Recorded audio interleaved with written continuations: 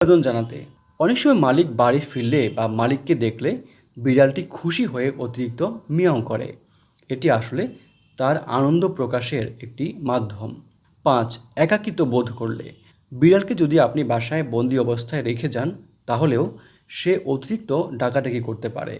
তাকে কিছু খেলনা কিনে দিয়ে যান, যা নিয়ে সে ব্যস্ত থাকবে। ৬.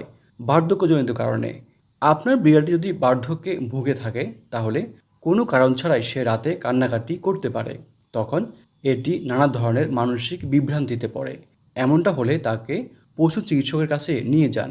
৭. মানসিক চাপ অনেক সময় বিড়াল বিভিন্ন কারণে চাপ অনুভব করে। বাড়িতে নতুন বাচ্চা বা পোষা কোনো প্রাণীর আগমন, বাড়ি পরিবর্তন, অচেনা পরিবেশ, প্রিয় কোনো অসুস্থ ব্যক্তির অসুস্থতা অথবা মৃত্যু ইত্যাদি কারণে বিড়ালটি মানসিক চাপে ভোগে। আপনি খুঁজে বের করুন কোন জিনিসটি তাকে কষ্ট দিচ্ছে, যার ফলে